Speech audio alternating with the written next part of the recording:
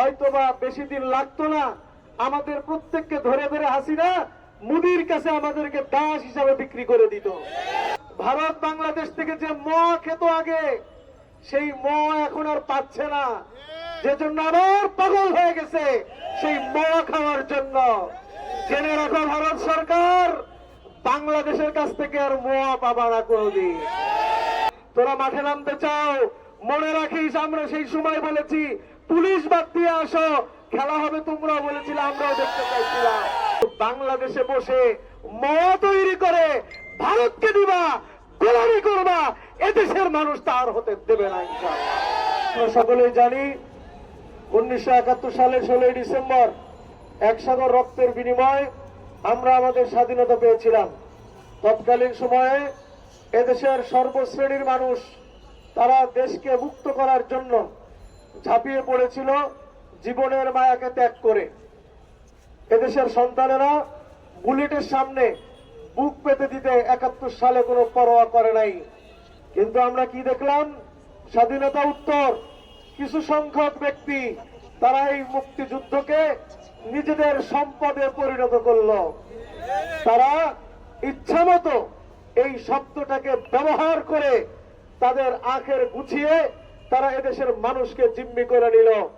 আমরা দেখতে পেলাম ভারতের দোসর, ভারতের 5টা গোলাম, ভারতের দাস, দাসানুদাস শেখ মুজিবুর রহমান পরবর্তী আমরা দেখলাম বিগত ফ্যাসিস্ট আওয়ামী সরকার হাসিনা, সে এমন ভাবে গোলামি করেছে বাংলাদেশ থেকে কিছু আর দিতে তার বাকি নাই। এখন বাকি ছিল এদেশের মানুষকে ধরে ধরে ভারতের কাছে গোলাম বা দাস হিসাবে বিক্রি করে দেওয়াটাই কেবল তার বাকি ছিল।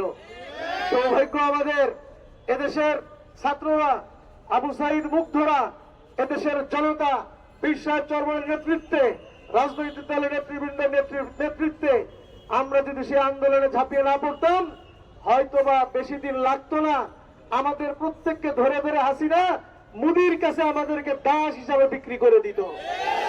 ভাইরা আমার, আল্লাহ পাক সহায় হয়েছেন, আমরা মুক্ত হয়েছি এই জুলাই আন্দোলনে। কথা বলেন ঠিক কিনা? ভাইরা আমার, এখনো কিন্তু ভারত চুপ হয়ে গেছে যে তা নয়।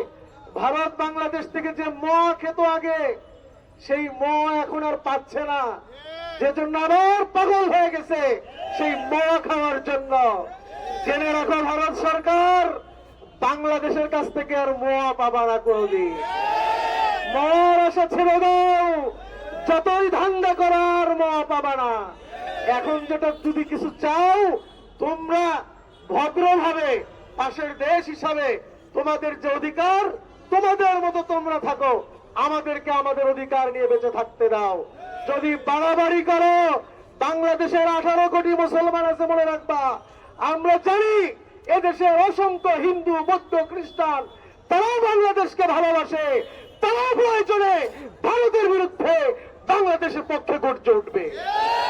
অনেক হিন্দু আছে, অনেক বৌদ্ধ আছে, অনেক খ্রিস্টান আছে, ভিন্ন ধর্মাবলম্বী আছে, তারা এই দেশের জন্য লড়বে ইনশাআল্লাহ ভারতের বিরুদ্ধে। তোমরা যা চিন্তা করেছো হিন্দুদের ধোয়া তুলে কয়েকজনকে সামনে রেখে আওয়ামী লীগের সেই গুন্ডারা, সেই পাপীরা, তোরা মাঠে নামতে চাও, মনে রাখিস আমরা সেই সময় বলেছি পুলিশ বাদ দিয়ে আসো, খেলা হবে, তোমরা বলেছিলে, আমরাও দেখতে চাইছিলাম। তোমরা পুলিশ বাদ দিয়ে তখন আর আসতে পারো না, পুলিশ নামাই দিছ। এখন পুলিশ তোমাদের কথা শুনবে না। কাজেই ওই চিন্তা করে আর লাভ নাই। পীর সাহেব চরমনের নেতৃত্বে যে আন্দোলন গড়ে উঠেছে, তোমাদের মাথা উঁচু করে দেখো। আমরা বলতে চাই, এদেশে তোমরা নাগরিক, তোমাদের রাজনীতি করার অধিকার আছে, বৈধভাবে করো, ভালোভাবে করো, দেশের জন্য করার কোনো আপত্তি নাই। কিন্তু বাংলাদেশে বসে মদ তৈরি করে ভারতকে দিবা, গোলামি করবা, এদেশের মানুষ তার হতে দেবে না ইনশাআল্লাহ। কাজে আসুন, আজকের দিনে আমরা শপথ গ্রহণ করি, বিজয়ের দিনে আগামীর বাংলাদেশ হবে উন্নত বাংলাদেশ, বিশ্বের মধ্যে একটি উন্নত, আধুনিক, কল্যাণকর একটি বাংলাদেশ আমরা গড়েই ছাড়বো ইনশাআল্লাহ। দুর্নীতিবাজরা যেভাবে দুর্নীতি করেছে, আমরা শপথ দিব বাংলাদেশে আর দুর্নীতি হতে পারবে না ইনশাআল্লাহ। আসুন, পীর সাহেব চরমনের নেতৃত্বে আমরা যদি ঐক্যবদ্ধভাবে কাজ করতে পারি, আশা করা যায় আমাদের সেই প্রত্যাশিত বাংলাদেশ আমরা গড়তে সক্ষম হব ইনশাআল্লাহ। আল্লাহ তাআলা আমাদের সবাইকে সেই লক্ষ্যে কাজ করার, সকলের জন্য ধর্ম বর্ণ নির্বিশেষে দেশ গড়ার জন্য সকলে মিলে ঐক্যবদ্ধভাবে কাজ করার তৌফিক দান করেন, আমিন। ওয়া আখিরু দাওয়ানা আলহামদুলিল্লাহি রাব্বিল আলামিন।